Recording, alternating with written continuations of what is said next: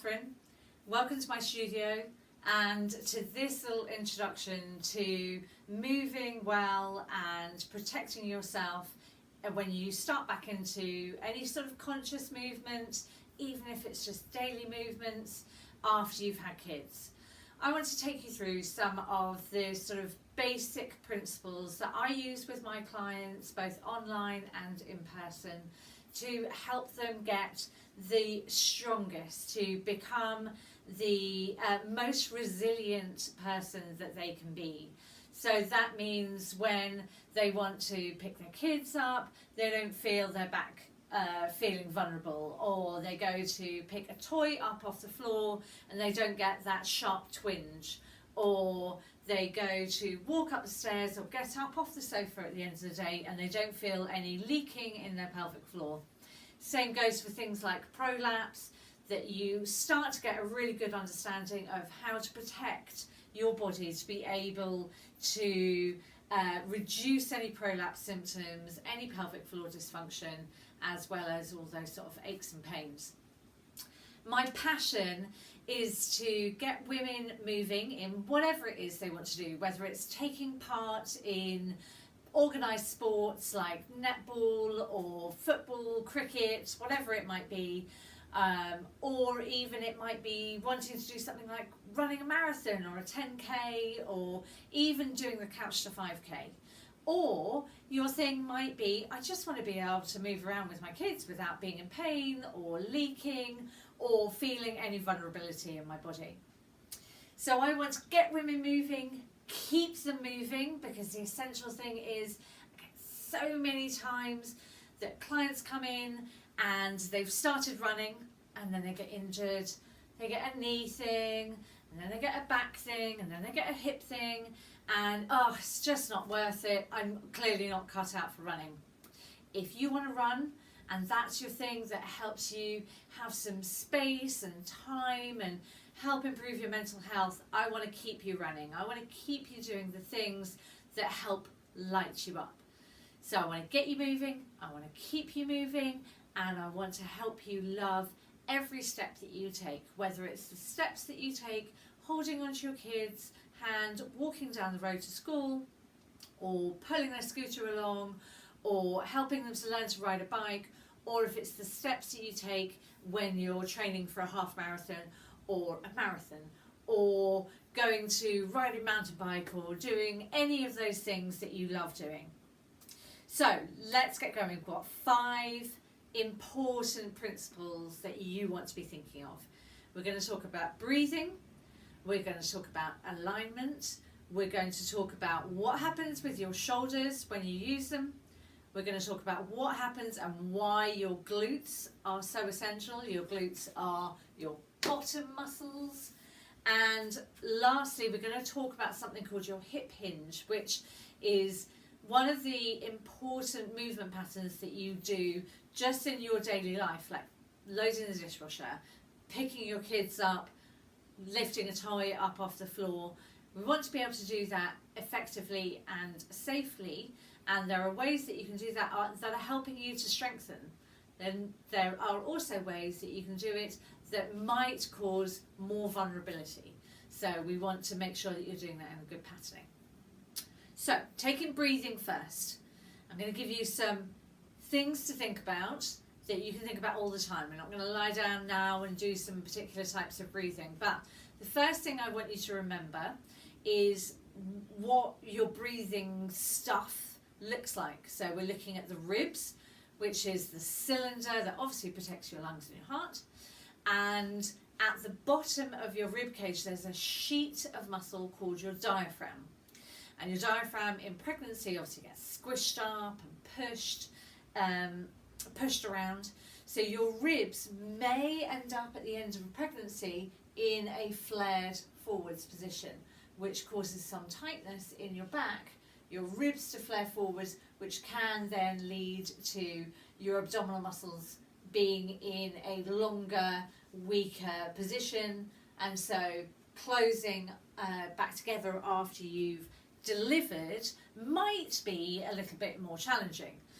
So we're going to talk about alignment in a minute, but when it comes to breathing, We want your diaphragm, that sheet of muscle in the bottom of your rib cage, to be the thing that does the breathing the most. So quite often when I get people to come in and will lie down or sit or stand and take a look at what's going on with breathing, they might breathe up into their shoulders, or they might breathe quite hard into their belly. Now, this can get confusing because if you've done quite a lot of yoga, in yoga there's obviously the belly breath and that nice sort of stretchy deep breath that is really encouraged. And if you've done things like meditation and mindfulness, they might also be talking about get a nice deep belly breath into your belly. That's lovely, but for normal daily activities, what we want to really create is a situation where your ribs and your diaphragm are doing the breathing, everything else is doing its own job. So your shoulders sit right on top of your rib cage, but they don't get involved in the breathing. So any tension that you might have up here in your neck, in your shoulders, in that bit in between your shoulder blades, might be because you're using your shoulders for something they're not really meant to be used for. That's only if you're running and you're really needing to pump your breath. So if we put hands on the sides of the rib cage, make sure you can feel bones, not squishy bits of muscle and stomach. As you breathe in and breathe out, breathe in. Feel the movement of your rib cage moving in and out. So it might feel like, we often have a description of a bucket handle breath. Your rib bones sit in a position like a dropped bucket handle. So it's down, and as you breathe in, they lift and widen. As you breathe out, they drop and close. So you want to just have a little bit of imagination about what the movement of your actual rib cage itself, the bones of your rib cage, feels like.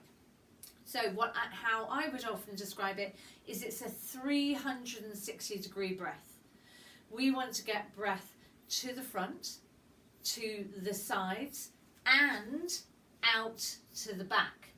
And quite often, if you've got a tight back, or if you've got that kind of still pregnant type of posture, then getting breath into your back is going to be quite a challenge. So when you are sitting, if you drive, sitting driving, if you've got that, if you're leant back against the seat of the car, breathing into your back so you feel the back of your ribs inflate, that's a great time to feel that feedback.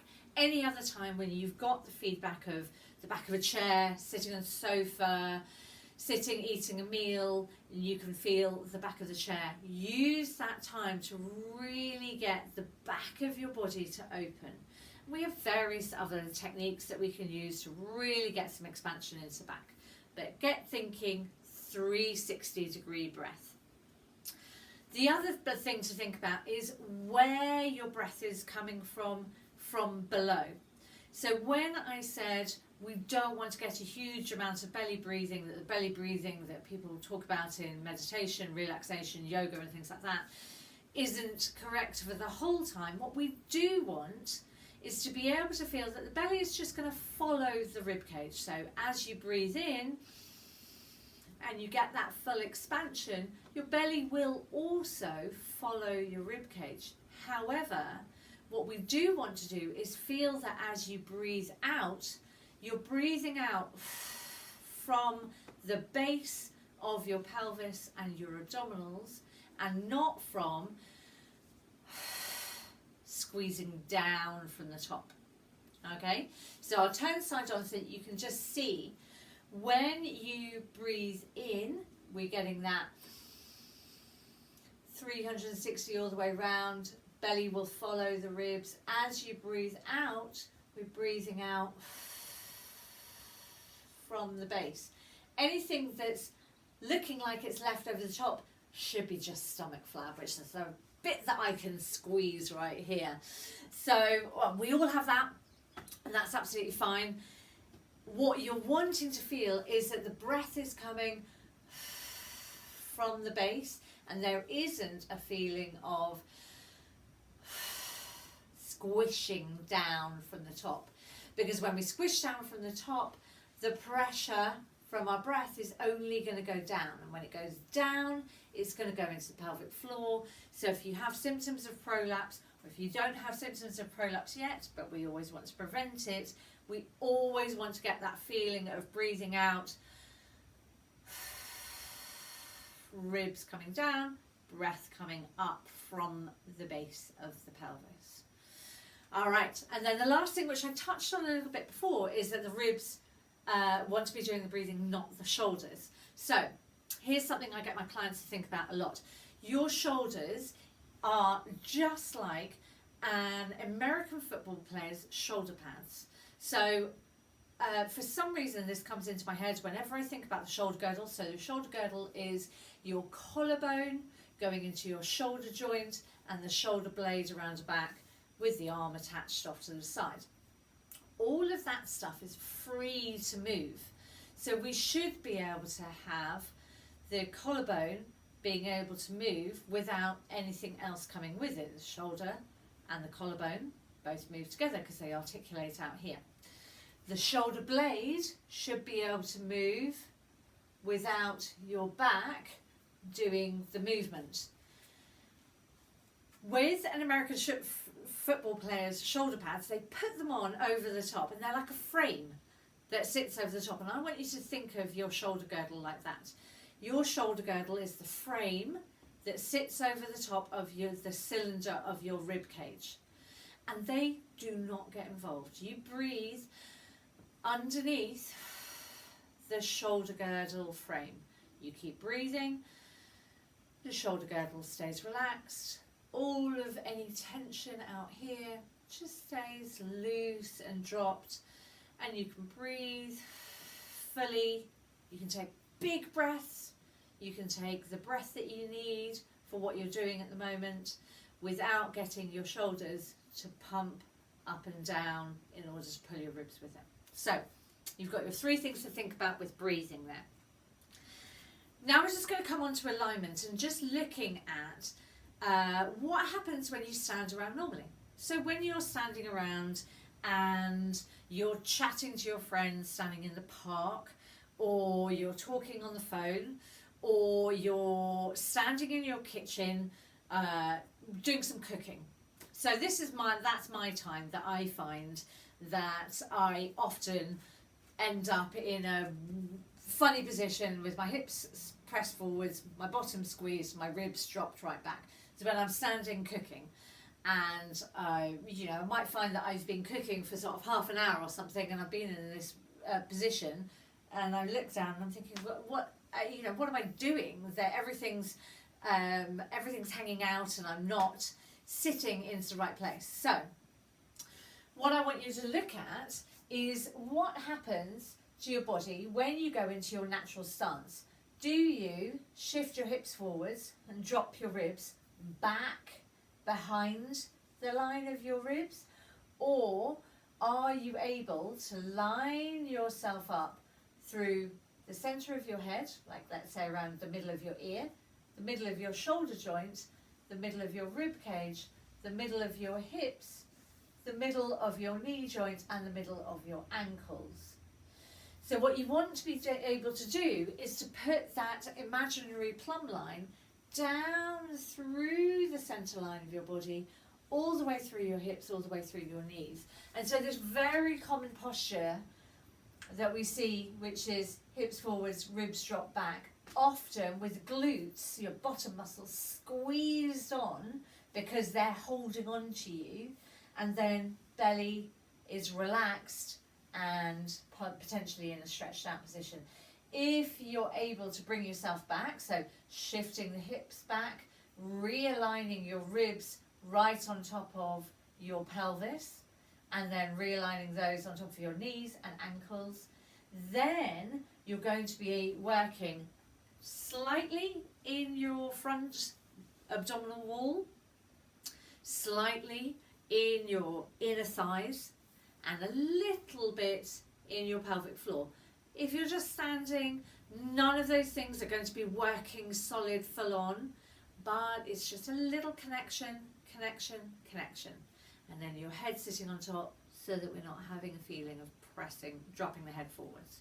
So I've also mentioned before that rib cage alignment, and so often after pregnancy, in which we tend to flare the ribs forwards and tilt the body, tilt the pelvis, forwards. We're also left with this high curve in our spine. Curve wants to be dropped down a little bit and just behind the top of the pelvis, but if the rib cage is flared, then that's going to be a lot higher up. And that's that feeling of like, oh, it feels really tense and sore, and I kind of need to stretch it out. And if you check a look at yourself in the mirror side on, you want to be able to see that your shoulders, the shoulder joints, the centre of your rib cage and the centre of your hips are in one long plumb line. And if you look at the base of your rib cage, that is flat and not tilted upwards. So hopefully you can see what that looks like with me on camera. Check a look at yourself, side on, maybe with like just a sports bra on so that you can see the line of the sports bra. Is that lifted up or is that dropped down and in a line? Okay, so we're going to move on, looking at shoulders. So when you look at thinking about your shoulders, the reason why I find this such an important thing is if you want to be able to get strong, to do something like swimming, mountain biking,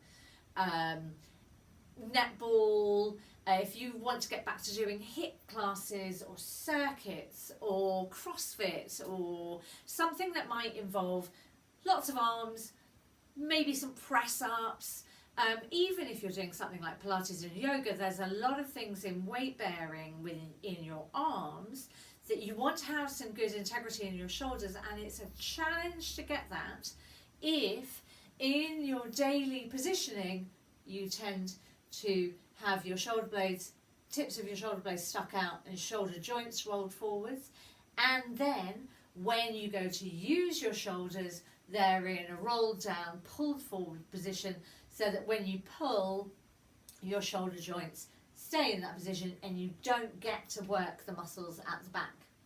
So while you're taking a look at yourself side on in the mirror, what's my alignment like? What's the curve of the rib cage like? Also take a look at through your shoulder joints. Where are your shoulder joints pointing? Are your shoulder joints pointing forwards and towards the front of your nose, or are your shoulder joints pointing up to the centre of your ears?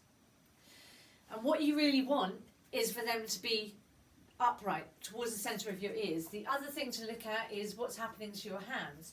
Are your thumbs pointing forwards, or are your thumbs pointing into your thighs that way?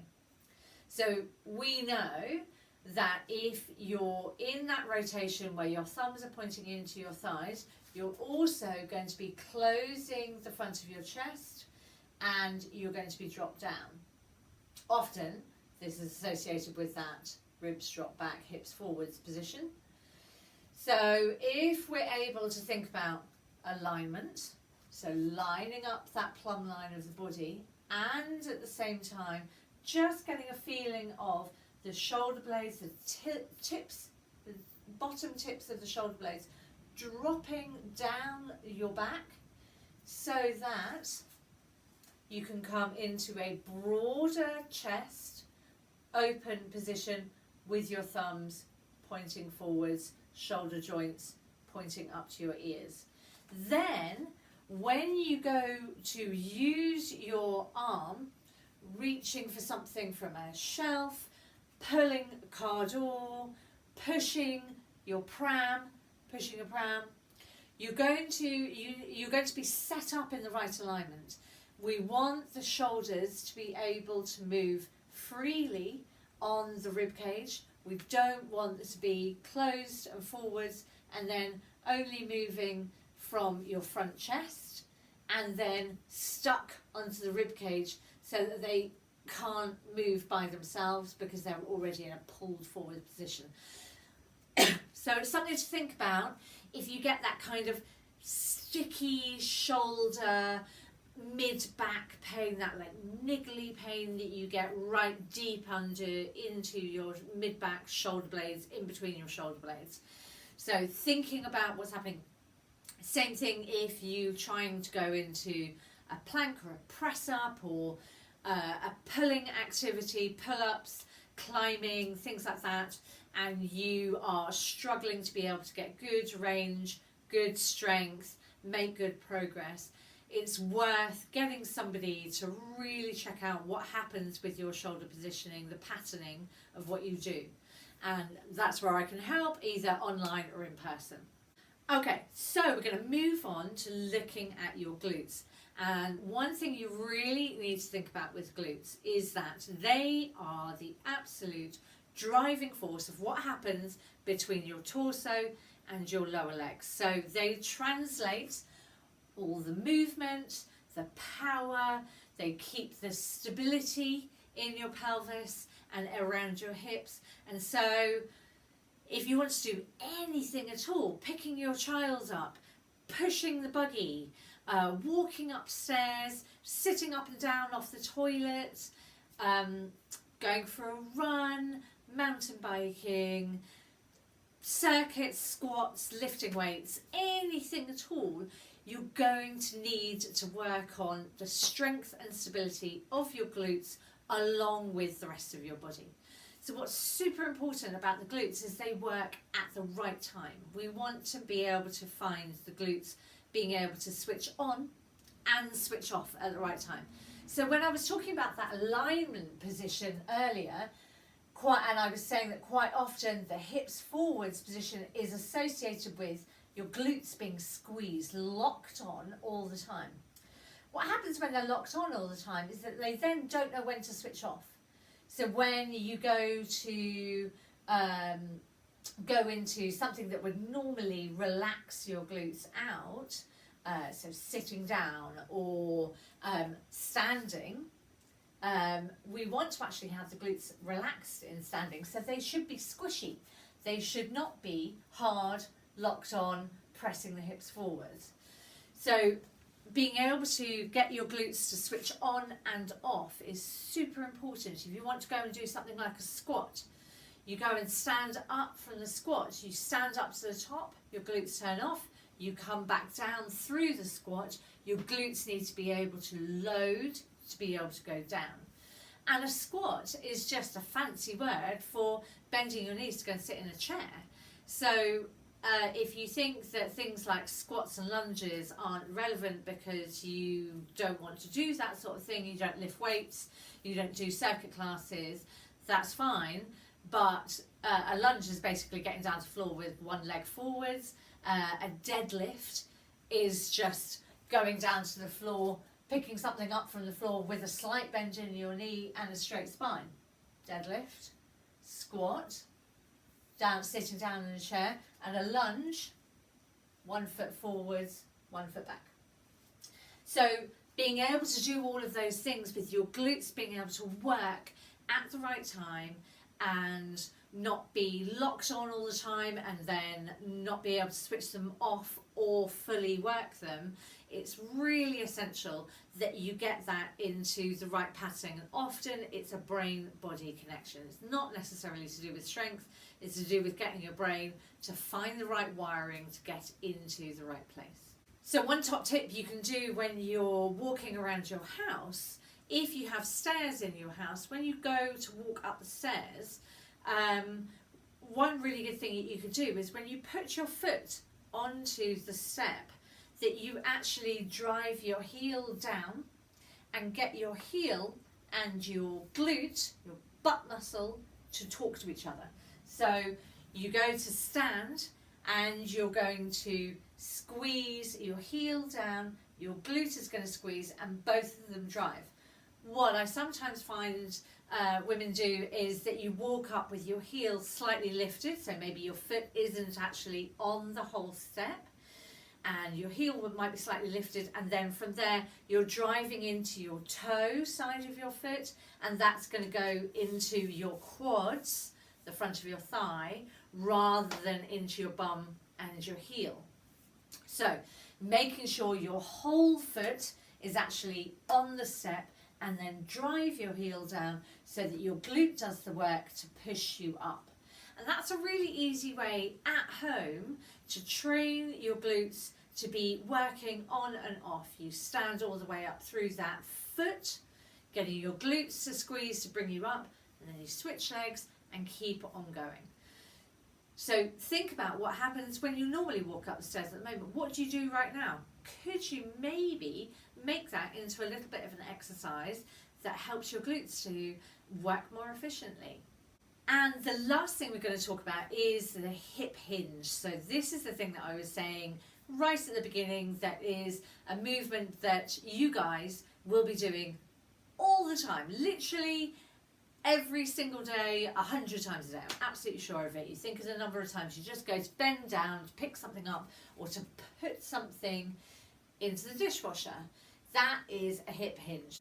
So we're just going to look at what that movement looks like. If I go to pick something up from the floor, I'm going to use this foam roller. I'm going to go and pick this up from the floor or put it down. There are a couple of ways that I can do it, and they're all valid ways of moving. You need to build resilience. We need to be able to move nice and freely. However, if you are somebody who has a prolapse, who has diastasis, who has a vulnerable lower back that keeps on feeling a bit twingy and niggly, there are times that you're going to want to really think about and do this consciously so that you have an efficient movement pattern. Then you can build in resilience by being able to move any which way with great strength and really good mobility. But let's look at being able to do a hip hinge with really good alignment, getting your glutes to work and putting all the pieces together. So putting this thing down on the floor, I could curve my back, keeping my legs straight, and just plop it down and stand back up again. Or I could put it down, bending my knees a little way, keeping that alignment in my spine, so head, rib cage, hips, hinge, pivoting around the center of my hip joint, keeping that long alignment and placing the thing down, and then standing back up, again pivoting through my hip joint, getting my glutes to do the work to press me forwards. Now what that's getting involved in is being able to understand how to get your alignment well, being able to understand how to hinge around your hip joint so that you flex at the front of the hips, going into the bend forwards, drive through the back of the hips to bring yourself back up again. This is a time when your glutes are working loaded and lengthening as you come down, and driving and squeezing as you come up.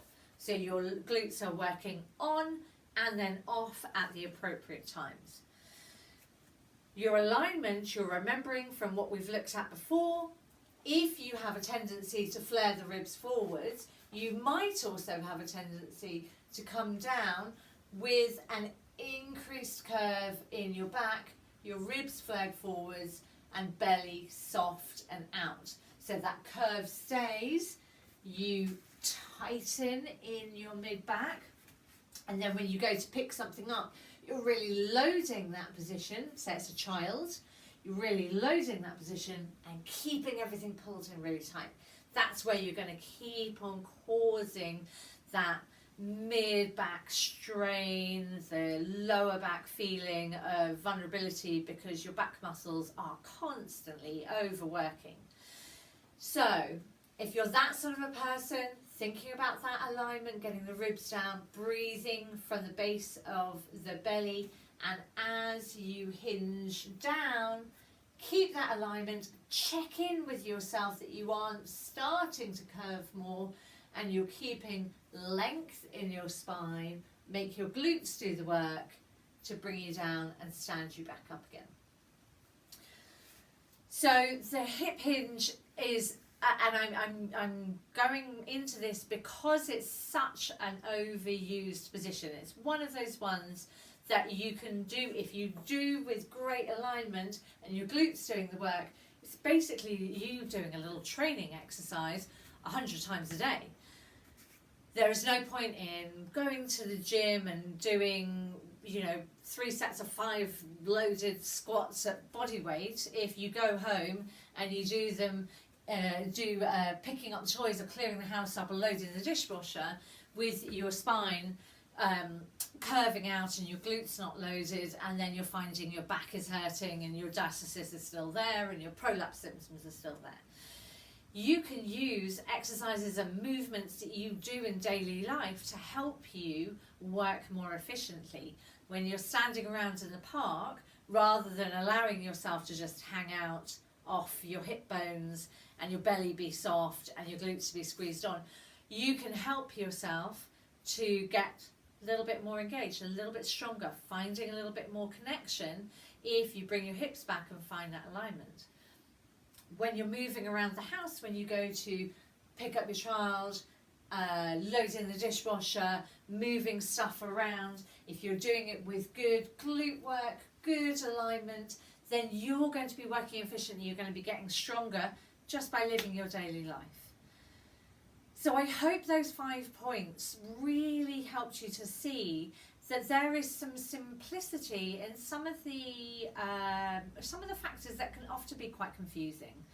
A lot of the time, people like me can make it quite complicated. Oh, I've got this diastasis and I need to be working these particular exercises and not working those other ones. You need to live your life. You need to be able to move freely, and you need to be able to do the stuff that you want to do. And you can do all of those things. You can be the strong, resilient body that you have inside you.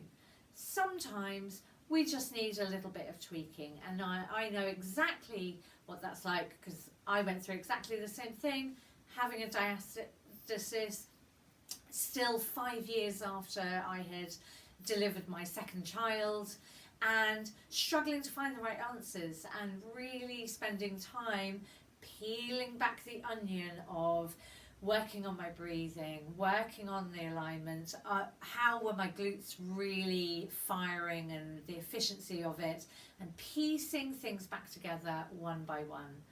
And I know you can do the same thing, and you can progress so well by being strong and moving freely, and get back to loving movement, which is the reason why I called my company Love Movement, because I want everybody to be able to get back to loving movement and not doing it for some punishment reason because you feel like you need to lose the baby weight or for anything like that. It's about loving how amazing our bodies are for doing what they've done and giving ourselves back that time for nourishment and self-care by moving in a nourishing way.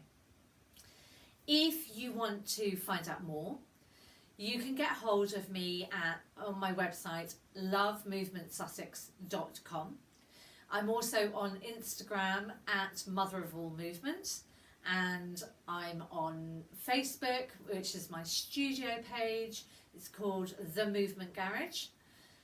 And you can get in contact with me in any of those ways. Go ahead, ask a question if you've got it.